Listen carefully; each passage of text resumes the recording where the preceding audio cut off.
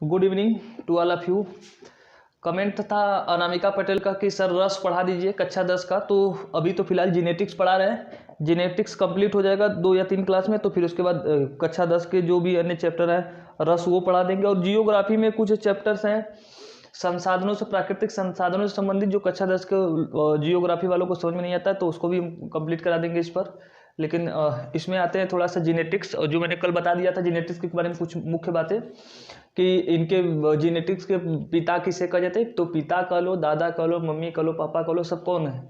तो मेंडल साहब। लेकिन मेंडल साहब ने जीनेटिक्स में जीन को क्या कहा था? इनको उन्होंने कहा था फैक्टर कहा था। क्या बोला था? फैक्टर यानी कारक कहा था। जीन को वो जीन न करके क्या बोले थे? फैक्टर बोले थे। तो जीन शब्द किसने दिया था? तो जीन शब्द देने वाले जो व्यक्ति थे, जीन शब्द, ये शब्द जो जीन शब्द है इसको जो देने वाले व्यक्ति थे वो थे जोहानसन। ये नाम याद रखना क्योंकि एग्जाम में यही पूछ लिया जाता है कि जीन शब्द किसने दिया था। फिर एक शब्द है जीनेटिक, जीनेटिक, जीनेटिक शब्द किसने दिया था? तो जीनेटिक शब्द ये क्योंकि पूछा जाता है, जीनेटिक शब्द देने वाले व्यक्ति थे उनका नाम था वाटसन। क्या नाम था? वाटसन। और एक शब्द जो है कृत्रिम जीन, कृत्रिम जीन बनाने वाले कौन व्यक्ति थे? तो इनका नाम था हरगोविंद खुराना। ये हमारे देश के थे भाई, भारत के, इन्होंने भी बड़ा नाम कमाया है, हरगोविंद खुराना। और एक चीज है कि गुणसूत्र के जो डबल हेलिक्स मॉडल दिया था, गुणसूत्र का जो डबल हेलिक्स मॉडल बताया था, डबल हेलिक्स मॉडल, क्योंकि ये 1 नंबर में आते हैं, बहुत बार आते हैं। हेलिक्स मॉडल किसने दिया था? तो उस व्यक्ति का नाम था, डबल हेलिक्स मॉडल, उस व्यक्ति का नाम था वाटसन। यही वाले जो व्यक्ति हैं वाटसन ने दिया था, वाटसन। ये कुछ बातें हैं जिसको याद रखना। अब हम आते हैं जीनेटिक्स में कुछ बातों पर, वो याद रखना क्योंकि बहुत ज़रूरी है कि। और अब मेंडल साहब के बारे में थोड़ी बातें जान लेते हैं कि मेंडल साहब कौन थे। तो मेंडल साहब ये एक व्यक्ति थे, कहाँ के? इनका जन्म हुआ था 1822 में, क्योंकि एग्जाम में आज भी पूछता है कि इनका जन्म कब हुआ था। तो 1822 में इनका जन्म हुआ था। किस देश में हुआ था? तो इनका जन्म हुआ था ऑस्ट्रिया में, ऑस्ट्रेलिया में नहीं, ऑस्ट्रिया, ये यूरोप का एक देश है। ये वही ऑस्ट्रिया जिसकी वजह से प्रथम विश्व युद्ध हुआ था। जहाँ का राजा मरा था, तो ऑस्ट्रिया के राजा ने मरा तो था सर्बिया में, लेकिन सर्बिया के राजा ने, वीडियो थोड़ा सा कट जा रहा है तो यह ध्यान दो कि इनका जन्म कहाँ पर हुआ था? ऑस्ट्रिया, वही ऑस्ट्रिया जिसके वजह से प्रथम विश्व युद्ध हुआ था। तो प्रथम विश्व युद्ध में हमने बताया, शायद बताया नहीं था मैंने, प्रथम विश्व युद्ध बताया नहीं है, पढ़ाया नहीं है। तो प्रथम विश्व युद्ध में जहाँ ऑस्ट्रिया का राजा मरा था सर्बिया में, तो उसने आरोप किस पर लगाया था? उसने बोस्निया पर आरोप लगाया था कि गुंडागर्दी कर रहा था। मरा तो था बोस्निया में, लेकिन आरोप लगा रहा था किस पर? सर्बिया पर। तो प्रथम विश्व युद्ध तो उसी जगह का ये व्यक्ति है 1822 में। अब इस व्यक्ति को गलत मत समझना, ये महान व्यक्तित्व में है, ये अपने समय से आगे चलने वाले व्यक्ति हैं। अपने समय से आगे मतलब उस वक्त जिस बात को लोग सोचते नहीं थे वो काम ये करके चले गए थे मेंडल, इसलिए समय से आगे चलने वाले व्यक्ति थे। ऑस्ट्रिया में जन्म हुआ था। इन्होंने अपना जो सिद्धांत दिया था 1868 में दिया था, और इनकी मृत्यु कब हो गई थी? 1884 में। फिर बाद में इनको पुरस्कार भी मिले थे।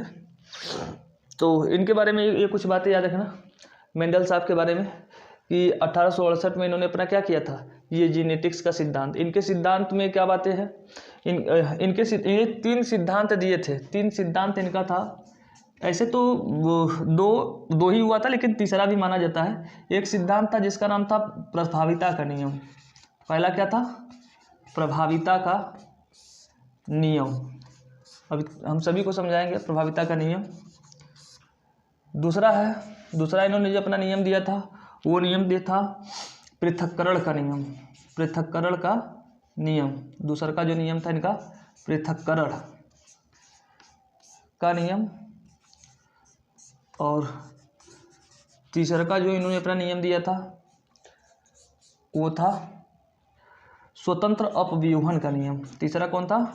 स्वतंत्र अपव्यूहन का नियम। ये तीनों नियम हम बारी बारी से पढ़ाएंगे। स्वतंत्र अपव्यूहन का नियम, इतनी बातें याद रखना।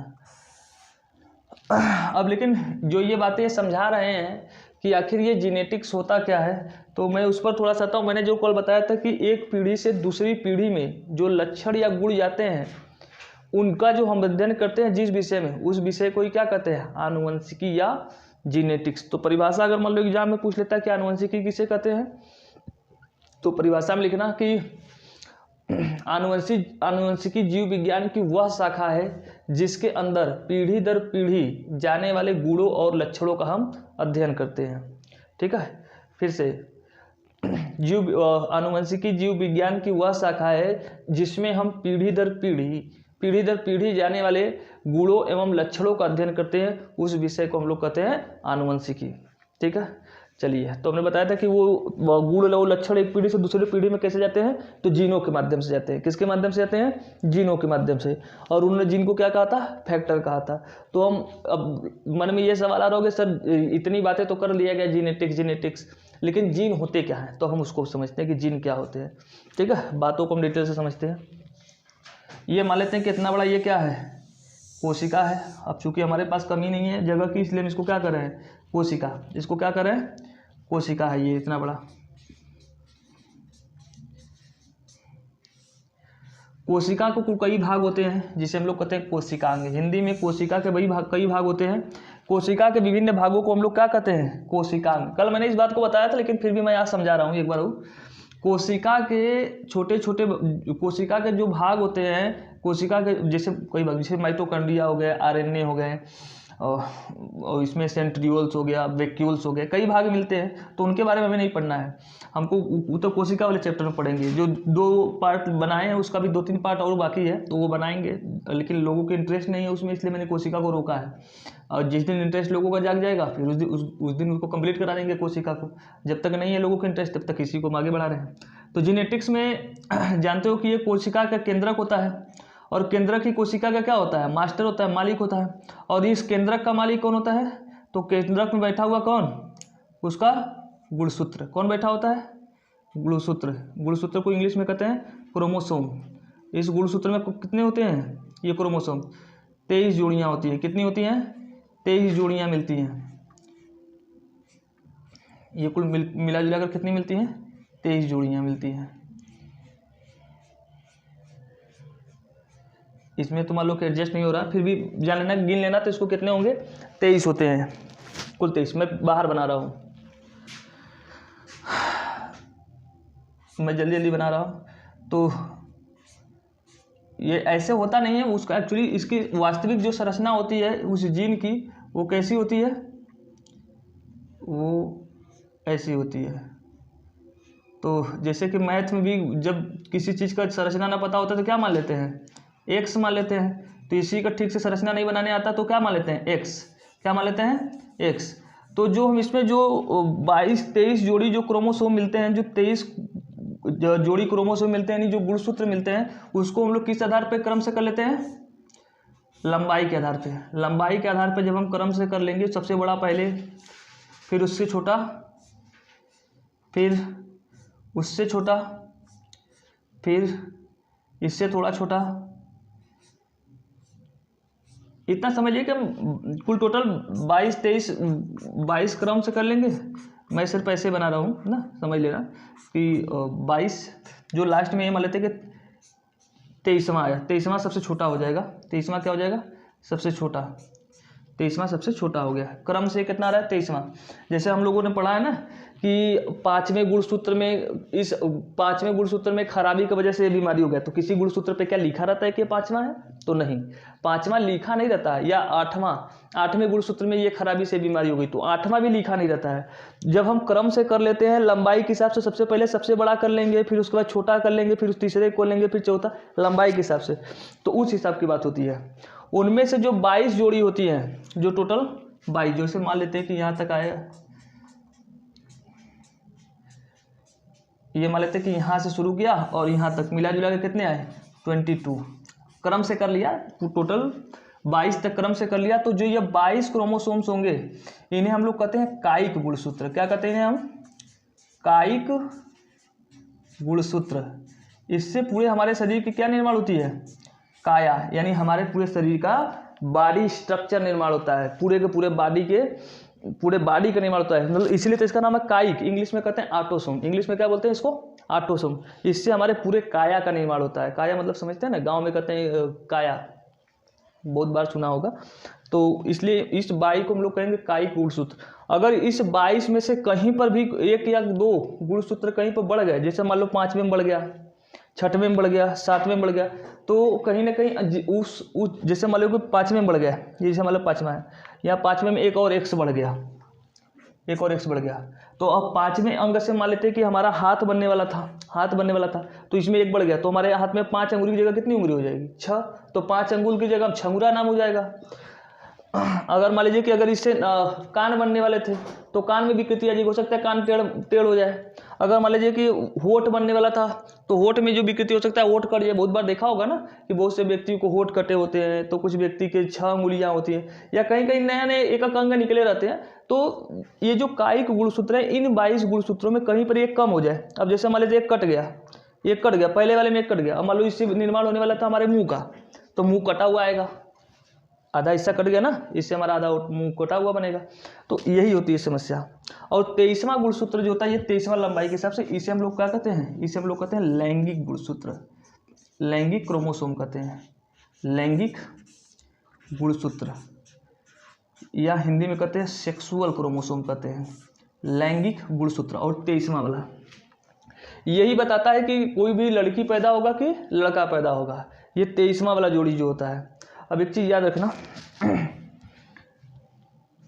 ये एक्स की तरफ बना नहीं है, मैंने बताया है सिर्फ कि एक्स के जैसा होता है। थोड़ा इसको मिटा लेते हैं तो फिर एक बार समझाते हैं ना, थोड़ा एक बार मिटा लेते हैं फिर पूरा। तो चलिए, तो हम आते हैं आगे, जो मामला हमने शुरू किया था उसी मामला को आगे बढ़ाते हैं। तो हमने जो बताया कि हमारी ये क्या होती है, कोशिका होती है। कोशिका में मैंने कहा केंद्रक होता है, केंद्रक में कौन बैठा होता है, केंद्रक में बैठा होता है हमारा क्रोमोसोम। हमने एक्स मान लिया है, क्रोमोसोम्स को क्या मान लिया जाता है, एक्स। संरचना इसकी कुछ एक्स के जैसी होती है, तो इसे क्या कहते हैं, क्रोमोसोम्स। कुल कितने होते हैं ये हमारे एक कोशिका में, तो हमारे एक कोशिका में ये टोटल गुणसूत्र होते हैं 23 जोड़ी होती है। कुल टोटल होते हैं 46, लेकिन जोड़ी भी चूंकि मिलते हैं, तो इसलिए कितने होते हैं, 23 जोड़ी। हमने बताया इसमें कि जो मान लीजिए कि हमने क्रम से कर लिया, इसको जो हमने बताया कि इसको मान लेते हैं हमने क्रम से कर लिया, ये सबसे पहले बड़े वाले को, फिर उससे छोटे, फिर उससे छोटा, फिर उससे छोटा, फिर उससे छोटा, फिर उससे छोटा, फिर उससे छोटा। कितने हो गए, 3 3 6, 3 3 6 1 7। एक और बढ़ा लेते हैं, इधर बड़ा सा कर लेते हैं, और थोड़ा सा मामला बड़ा हो जाएगा, ठीक है। ये होते ऐसे हैं, 8 हो गए। फिर जैसे मान लेते हैं टाइम लग रहा है ना बनाने में, तो वीडियो बस लंबा होगा, कुछ फ़ायदा होगा नहीं।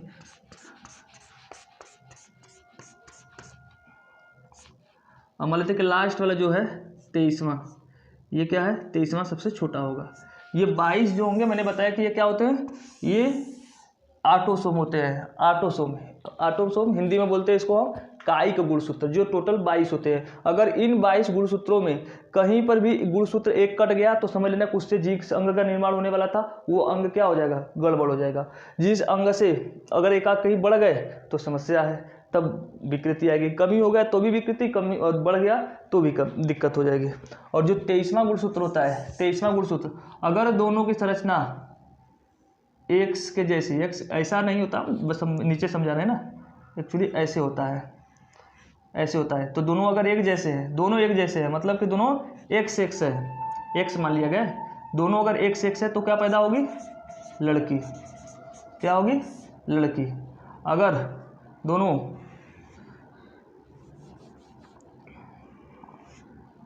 तो एक छोटा एक बड़ा हो गया, मतलब थोड़ी सी संरचना बदल गई, तो हम एक को मान लेते हैं एक्स, एक को क्या मान लेते हैं एक्स, और एक को क्या मान लेते हैं, जिसकी संरचना थोड़ी गड़बड़ होगी, इसको हम क्या मान लेते हैं वाई। ये क्या बनेगी, लड़की। और लड़का क्या बनेगा, लड़का। मतलब एक्स वाई रहेगा तो क्या बनेगा, लड़का। अब एक चीज़ याद रखना, ये जो गुणसूत्रों को जो हम क्रम से करते हैं, 1 से लेकर 23 तक के जो हम क्रम से करते हैं, इसको, इस घटना को हम लोग क्या कहते हैं, जो क्रम से कर लेते हैं, इसको हम लोग कहते हैं कैरियोटाइप। इसे क्या कहते हैं हम लोग, कैरियोटाइप कहते हैं। क्या बोलते हैं भाई, कैरियोटाइप।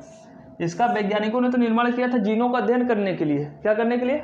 जीनों का अध्ययन करने के लिए कि कौन सा जीन है, उस जीन का हम लोग अध्ययन करेंगे। लेकिन भारतीय चूंकि है, भारतीय हर जगह आगे रहते हैं, इन यहाँ के बदमाशों ने क्या कर दिया कि इसका उपयोग करने लगे। जो बच्चा गर्भ में पल रहा है उसको पता लगाने में कि लड़की होगा कि लड़का। सोचो, जो बच्चा माँ के गर्भ में भी पल रहा है उसका बस क्या करेंगे, एक कोशिका निकाल लेंगे, कहीं से ना कहीं से मिल ही जाएगा। बच्चे के गर्भ से माँ के जब चेक कराना होगा तो माँ के गर्भ से उसको निकाल लेंगे एक कोशिका निकालने के बाद क्या करेंगे, उनके गुणसूत्रों को निकाल करके क्रम से कर लेंगे, कैरियोटाइप बना लेंगे। कैरियोटाइप बनाने के बाद 22 से तो पता चलेगा 23वां वाला जो होगा, अगर वो संरचना बराबर वाला है, मतलब एक सेक्स है, तो इसका मतलब पता चल जाएगा क्या है, लड़की है। अब वो क्या करते हैं, उसको पहले अबॉर्शन करा देते थे। जैसे ही पता चला कि लड़की है अबॉर्शन करा देते थे। और जैसे ही ऐसी संरचना प्राप्त हो गई, मतलब XY वाली, एक बड़ा और एक छोटा या कुछ थोड़ा सा परिवर्तित, तो ये पता चल जाता है कि क्या पैदा होगा, लड़का पैदा हुआ। तो खुशियाँ मनाने लगते थे, लड्डू बांटने लगते थे। ये वाली स्थिति थी। तो हमारे देश में प्रतिबंधित तो हो गया है कि लड़का होगा कि लड़की। सुप्रीम कोर्ट ने रोक लगा दिया इसका, लिंग परीक्षण पर रोक लगा दिया, लेकिन फिर भी चोरी छिपे चल रहा है हमारे भारत में। भारत में जुगाड़ू बहुत है ना, जुगाड़ूगाड़ से सब काम चल रहे हैं। तो ये बात याद रखना, कैरियोटाइप। अब मैंने सिर्फ ये कैरियोटाइप बताया, लेकिन गुणसूत्र क्या होते हैं मैंने ये नहीं बताया। अब देखना, इसी में से ये जो मैंने कहा ये क्या है, ये गुणसूत्र है। ये क्या है, गुणसूत्र। क्या है, गुणसूत्र। कुल टोटल कितने गुणसूत्र हैं, 23 गुणसूत्र हैं। इनमें से हमने जो ये गुणसूत्र है, ऐसे मान लो है ना, ऐसे है, ऐसे है, ऐसे है, तो इसको हम अगर इसमें से हमने यहाँ से अगर पकड़ के खींचेंगे, यहाँ से अगर मान लो यहाँ से हमने पकड़ के खींचा, यहाँ से खींचेंगे तो ये कैसे निकलेगा, एक धागा की तरह, मतलब एक कपड़े की तरह बुने गए होते हैं। ये यहाँ से खींचेंगे तो पतले पतले धागा के रूप में कैसा निकलेंगे, ऐसे आगे बढ़ते हुए निकलेंगे। ऐसे लगेगा कि जैसे क्या है, एक धागे की तरह फैलते हुए निकलेंगे। ठीक है, ये धागे की तरह फैलते हुए निकलेंगे। और इनके हम इनके इसी भाग को हम लोग क्या कहते हैं, इस भाग को, इस एक भाग को, इस एक भाग को, इस एक भाग को, हर एक भाग को क्या कहते हैं हम लोग, DNA। क्या बोलते हैं, DNA, डीऑक्सी न्यूक्लिक एसिड बोलते हैं। क्या बोलते हैं, डीऑक्सी न्यूक्लिक एसिड। जब ये क्रोमोसोम यानी गुणसूत्र को जब हम खींचेंगे, धागे की तरह संरचना जो निकलेगी, तो इस प्रकार की संरचना, मैं फिर से एक बड़ा सा बना रहा हूँ, ऐसे बनेगा। तो इसको हम लोग क्या कहेंगे, हर एक भाग को हम लोग कहेंगे DNA। और किससे जो इनके चारों ओर क्या लपेटा रहता है, तो एक प्रकार का प्रोटीन होता है। एक प्रकार का क्या होता है, प्रोटीन होता है। मतलब हमारा जेनेटिक मटेरियल किससे मिलकर बना होता है, प्रोटीन प्लस DNA से मिलकर बना होता है। DNA के चारों ओर क्या लपेटा रहता है, प्रोटीन। अब अगर हम इस DNA को देखें तो DNA का जो ये जो DNA का हर एक जो भाग है ना, छोटा छोटा, ये छोटे छोटे जो टुकड़े हैं, इन्हीं में कौन बैठा होता है, सब लाखों की संख्या में क्या बैठे होते हैं, सब बैठे होते हैं जीन। कौन बैठे होते हैं, जीन। इन्हीं पे छोटे छोटे जो बैठे होते हैं उन्हें हमको कहते हैं जीन। तो जीन यही वो चीज़ है जिनमें छोटे छोटे बिंदी की तरह बैठे होते हैं, वो छोटे छोटे, यही वो है जो हमारे अंदर से, या हमारे अंदर पिताजी से, माताजी से, जो भी होंगे, हमारे अंदर यही लेकर के गुणों को आए हैं, और हमारे अंदर से भी गुणों को अगली पीढ़ी तक यही जीन लेके जाएंगे। ठीक है, मेरी बातें जीन वाली समझ में आई कि जीन किसे कहते हैं। तो फिर से मैं बता रहा हूँ कि हमारी कोशिका है, कोशिका का केंद्रक है, केंद्रक में क्या बैठा हुआ है, गुणसूत्र। तो हमने एक गुणसूत्र को निकाला, यहाँ गुणसूत्र मैंने यहाँ बनाया। गुणसूत्र से जब खींचेंगे तो इस प्रकार की संरचना बनेगी। एक धागे तक खींचेंगे तो DNA जो बनेगा वो क्या होगा, DNA। और DNA के छोटे छोटे टुकड़े को हम लोग क्या बोलेंगे, गुणसूत्र, जीन बोलेंगे। क्या बोलेंगे, जीन। यही जीन हमारी एक पीढ़ी से दूसरी पीढ़ी में लक्षणों को लेकर जाता है। ठीक है, तो अब इसमें इस बात को सबसे पहले समझाने वाले जो व्यक्ति थे, कौन समझाया था, मतलब इनके बारे में, आनुवंशिकता के बारे में जिस व्यक्ति ने सबसे पहले बताया था, उस व्यक्ति का नाम था जॉर्ज मेंडल साहब ने। इसलिए मेंडल साहब को आनुवंशिकता का क्या कहा जाता है, जनक कहा जाता है। अच्छा, मेंडल साहब के बारे में इतना जान लेना, वो बहुत ज़्यादा पढ़े लिखे व्यक्ति नहीं थे, कक्षा 10 तक पढ़े हुए व्यक्ति थे, पादरी थे वो, मतलब उनके पिताजी पादरी क्लर्जीमैन थे। तो और कक्षा 10 के थे, मैथमेटिशियन थे, मैथ पढ़ने वाले थे विद्यार्थी। तो उन्होंने वहाँ पर मटर के पौधे परीक्षण करके बहुत कुछ बातें बताई थी। तो इसमें का जो 3 नियम मैंने बताया है ना, वो नियम कल, तीनों जो नियम है वो हम कल बताएंगे। एक पृथक्करण का नियम, और मैंने जो कहा एक दूसरा स्वतंत्र अपव्यूहन का नियम, और एक नियम था तीसरा का जो मैंने बताया है, स्वतंत्र विवरण, पृथक्करण का नियम और विभाजकता का नियम। एक था ना वो भाई जो मैंने तीनों लिखवाया है, कल उसको हम तीनों को एक्सप्लेन करेंगे। फिर कम से कम 3-4 क्लास लेंगे, आराम से पढ़ते हैं, कोई जल्दी नहीं है, आराम से पढ़ेंगे। तब तक के लिए गुड नाइट।